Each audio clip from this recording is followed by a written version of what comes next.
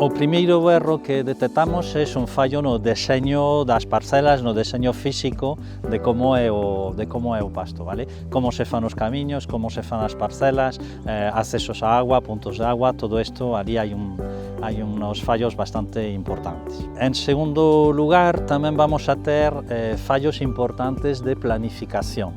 É dicir, non se planifica ben cando teñen que entrar os animais, cando teñen que salir de unha mesma parcela, ou ben dentro do pastoreo cando hai que empezar, cando hai que salir, como xestiono toda a alimentación complementaria, si meto os animais de noite e de día solo, si meto as superficies para facer silo, todo eso non se xestiona ben tampouco. Como outro factor tamén de erros, temos moita desregulación do que é a adecuación entre o que haya pasto e o que se dá de comer aos animais a maiores. A alimentación complementaria que damos a pasto, ou ben que damos en cuadra antes ou despois de que os animais estén no pasto, ¿no? Hai bastante desequilibrio entre a alimentación que se colla a pasto é a alimentación complementaria. De feito, moitas veces a alimentación en cuadra realmente non evoluciona conforme evoluciona o pasto, entón estamos moitas veces con racións moi desequilibradas. Existe outro factor de erro tamén que ten que ver co solo. Polo xeral hai moito descoñecemento ou mesmo despreocupación polo que é a vida do solo, entón eso nos leva a determinados manexos que perxudican bastante o solo e o propio pasto. E o último fallo, que sei que resume un pouco todo e é o máis importante, é que seguimos razonando en términos de vacas. O que preocupa o gandeiro a gandeira son as vacas e a alimentación das vacas e non o pasto. Entón, eso conduce a que temos erros no pasto por pensar antes no benestar e na alimentación e nas condicións das vacas que pensar na supervivencia e na productividade do pasto. Si nos dedicamos, eso é unha cuestión moi importante, si nos dedicamos a facer pastoreo, debemos deixar de alguna maneira de ser tan gandeiras e gandeiros e ser produtores de erva. O leite e a carne ao final son transformacións da erva. Nós producimos erva que despois animais transforman en leite e en carne.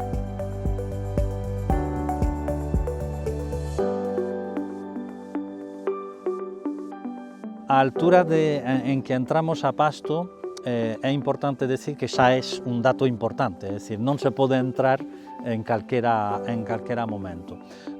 Vai depender moito do tipo de pasto que temos e do tipo de xestión que queremos facer deste pasto, pero por regla xeral vamos a dar dúas indicacións. Non se pode entrar con erva demasiado pequena ni con erva demasiado grande. Para fixar criterios, a erva, fixándonos en gramíneas, a erva debería ter como mínimo 3 follas antes de que entremos en un pasto. E non deberíamos entrar cando empezamos a ver as primeiras espigas. Eso son dúas normas xerais, despois hai matices, hai momentos tamén onde podemos facer cousas distintas.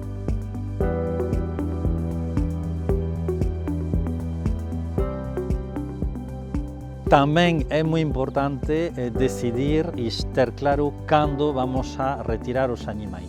Hai que saber que canto máis alto deixamos o pasto despois de comeren os animais, máis rápido vai a volver a crecer ese pasto. Entón, isto nos vai a influir sobre a xestión de todo o circuito de pastoreo.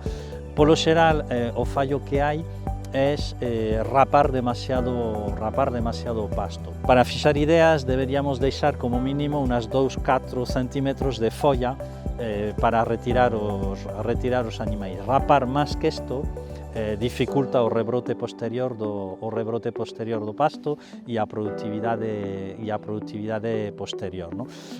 Nos obliga, hai xente que o fai como método de funcionamento, pero ten implicacións e son métodos que non son os máis adecuados para as condicións de Galiza, non? Entón, por eso deixamos o criterio ese de sempre deixar esas follas.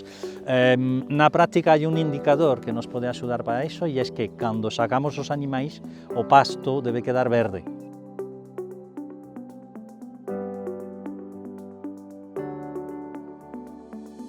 Cando temos pouco crecemento de erva, comentamos anteriormente que hai unha altura mínima para entrar, e cando hai pequeno crecemento é un momento extremadamente importante para respetar esa norma do mínimo que hai para entrar. É dicer, cando a erva é moi pequena non se debe entrar. Entón, hai que retirar os animais do pasto en algún momento? Pois pode que sí, pode que tiñamos que facer eso. Temos tres posibilidades se queremos retirar os animais. Se temos unha nave cómoda ou que seña, pois podense meter os animais en unha nave. Se temos unha zona de monte con árbores, podemos meter os animais ali tamén, porque van quedar protegidos das inclemencias do tempo, e o abono que botan os animais tampouco se vai a perder ni vai contaminar, porque será recuperado polas árboles. E en última instancia, pois usamos o que gusta menos, que sería unha ou varias parcelas de castigo, onde os animais estarán bastante tempo e ali sí que dañarán o pasto, que posiblemente haxa que reacondicionar pois na primavera.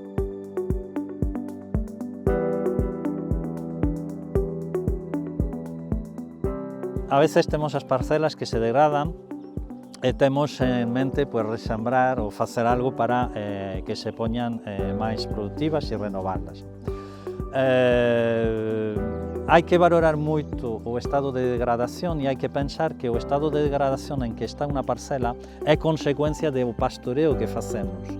Entón, claro, se imos renovar, pero non facemos cambio ningún na xestión que tiñamos dese pastoreo, o resultado vai ser exactamente igual a medio plazo. Entón, resementar realmente significa que temos que pensar por que chegamos a esta situación. Isto primeiro. Dous, temos indicadores, temos índices que nos permiten decidir se é mellor facer unha sementeira con labranza, que non fagamos con discos ni con arado de vertedera, pero aínda así con certo grau de labranza, ou se se pode facer simplemente pois botar unhas sementes en riba, ou con un proceso de sementeira directa, pois que renova un pouco todo isto. Esos son os plans. Resumir rápido o que temos que facer, pois depende moito da situación de partida.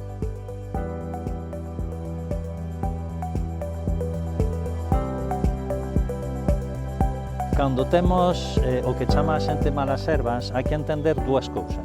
Unha, as malas ervas non é que invaden o pasto, vale? O proceso é ao revés, sino que é o pasto que se degrada, entón deixa sitio libre donde se meten as ervas esas que non nos gustan, non? Este é o primeiro. E o segundo, que ese proceso é o resultado do pastoreo que facemos, de como xestionamos os animais, de como xestionamos ese pasto.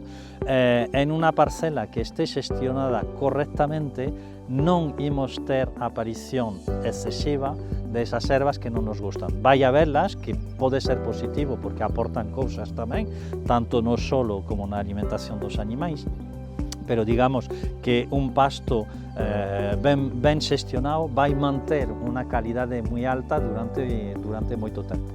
Entón, se o pasto se degrada, realmente por culpa nosa, non? Home, agás pois, situacións de seca, agás situacións de praos moi húmedos, bueno, condicións moi concretas extremas, pero fora deses extremos, a invasión do pasto por ervas non desexadas é unha cuestión, é unha responsabilidade nosa.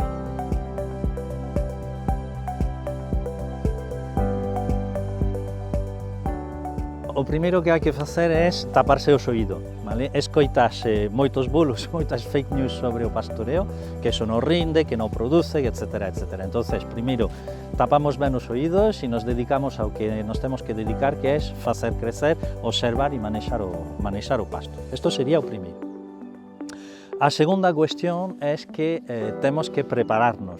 Da mesma maneira que cando decidimos facer unha ampliación dunha cuadra para meter 20 vacas máis ou 30, facemos un proxecto, miramos, estudiamos, vou ter que facer isto e aquelo, en pastoreo tamén temos que facer igual. E non decidir dun día para outro, mira, vou meter as vacas en un pasto. Hai cousas que facer, que son cousas igual, hai que facer os peches, pensar como se van dividir as parcelas e tal, e tamén hai que pararse a pensar como vou manexar os animais, vou nos meter un día na parcela, 2, 3, que é o que vou facer con todo eso. Entonces hai que pararse a pensar un pouco que imos facer. O terceiro punto a clave sería planificar. Hai que, cando queremos facer, hai que ter a mente posta no futuro, nun futuro que vai a 15, 20, 25 días vista. ¿Vale? Esto es un cambio porque temos que estar cada día o cada semana pensando en qué vai pasar dentro de 15 días, dentro de 20 días, porque eso que vai pasar dentro de 15, 20 días é o que determina o que teño que facer hoxe.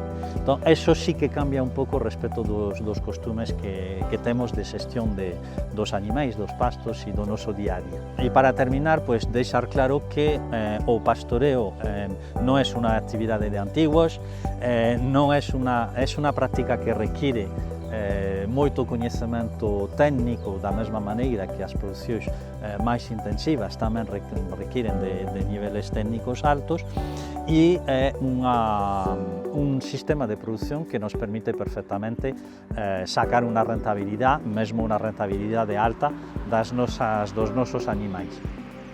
A sabendas de que, a diferencia dos sistemas intensivos, sobre todo en produción de leite, nos vai a ofrecer o mellor moita menos variacións na rentabilidade da granxa. No? Igual en momentos dados non teremos tantos beneficios, pero en outros momentos tampouco teremos tantas perdas. É unha produción, un tipo de produción e de xestión moito máis estable.